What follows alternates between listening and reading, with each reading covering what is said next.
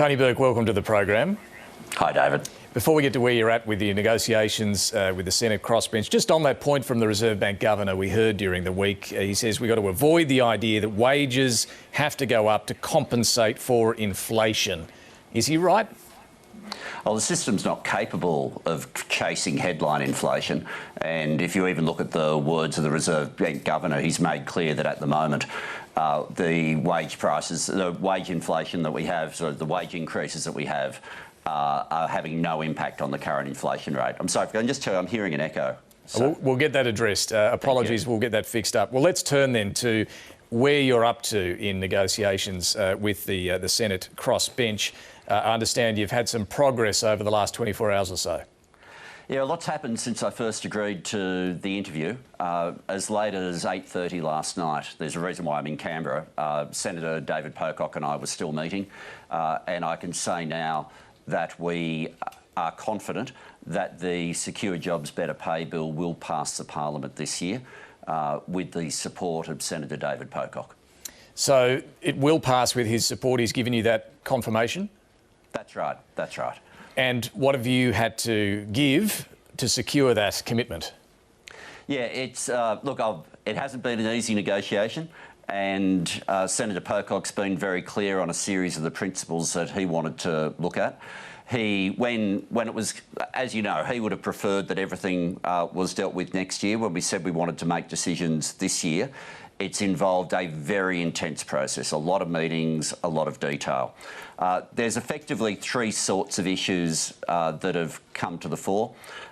One is with respect to small business, the other is low-paid workers, and finally a concern that he has that's outside of my portfolio, but is part of the agreement, that goes to structural issues that we can put in place to deal with people who are within the payment system. So if I go through each of those quickly for you. In terms of small business, we'll be adopting all the recommendations of the Senate inquiry, including the shift to the small business headcount going to 20 to be excluded from that single interest stream. But we've also put in an extra marker where effectively for small businesses that have fewer than 50 employees, it becomes easier for them to argue to the Commission that they don't believe that it's reasonable, that they're not reasonably comparable to the other businesses within a multi-employer bargain, and to be able to get out. So there's an easier process for businesses with fewer than 50 employees. In terms of workers, to make sure that we don't run into the same problem that happened with the previous low-paid stream, where you had a section of a bill, of an act that looked fantastic but nobody could get into it, a capacity to make sure that specific occupations can be deemed to be part of that supported stream for low-paid workers. And finally, there'll be, outside of my portfolio, so I can just give you the high points of it, there'll be a new statutory advisory committee made up of experts that, in the lead up to every budget, will provide independent advice as to the structural challenges on economic inclusion, as well as going all the way through to looking at the different rules and the levels of payments, to provide independent advice to the government as those budgets are put together. And at least 2 weeks before each budget, they would make information public that would then, make clear the different challenges. And this is very much to take account of what Senator David Pocock's been saying with respect to some of the poorest people in the country. So you're talking about to make sure job seeker payments, parenting payments, those sorts of payments, each budget getting independent expert advice that's made public that says they're either inadequate or not. That's right. Okay. That's exactly right. And and there's a lot of interaction between different payments and different allowances, so it'll have the capacity to do all that. Let me come back to the areas that are within your portfolio that you mentioned there. So the headcount on small business, as to which businesses are exempt from multi-employer bargaining, it will now be 20. Is that part-time and full-time casuals inclusive? It's a headcount using the headcount principles that are already there. I mean, you won't be able to game it with sudden upping or downing of casuals who are just on the books and aren't getting shifts and things like that. There's principles within the Act already that hold to that. Okay, and if a childcare centre has more than 20 staff, they would still be able to be involved in multi-employer bargaining through the low-paid stream. Is that right? That's right, and to avoid the risk that going to 20 might mean that some early childhood educators, in fact, if they had a pay rise through the first round of bargaining that then pushed them out of that lower paid stream, that deeming provision that I referred to would create a situation where we could keep them in that stream, which has the added advantage of keeping the funder at the table, which for a series of those feminised industries is essential.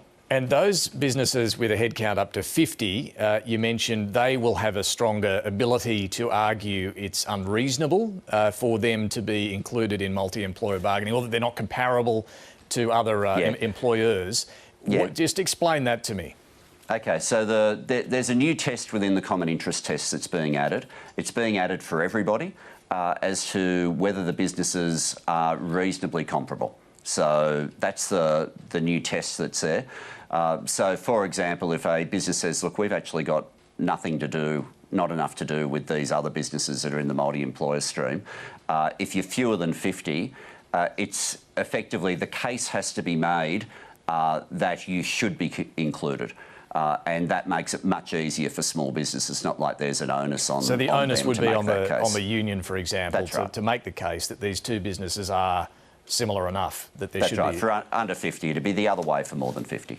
All right, can I ask you, though, there's still concern amongst bigger businesses, mining and aviation and others, about what multi-employer bargaining will mean for them. Will it, for example, mean that airline crews at Qantas and Jetstar and Virgin all have to be paid or could be paid the same rate? Look, the reasonable comparable test will apply to everybody. It's just the onus shifts above and below 50. So that's something that larger businesses have been asking to have that taken into account, and that'll be available. These judgment call decisions are made by the Commission, but I've got to say, where you have situations like what you just described, the public interest test would come into play there as well, and it's where the opposition have constantly wanted to characterise this as industry-wide or sector-wide bargaining. Could it be, though? It's not that. Could it be? It's multiple. I'm not going to get in front of making judgments on behalf of the Fair Work Commission, and no minister would. They could imply an industry-wide aviation deal like that. Well, the concept of the Act is multi-employer, not industry-wide. So you never get to say, because you're in the industry, everybody's in. That's not how this legislation is drafted. That principle doesn't happen.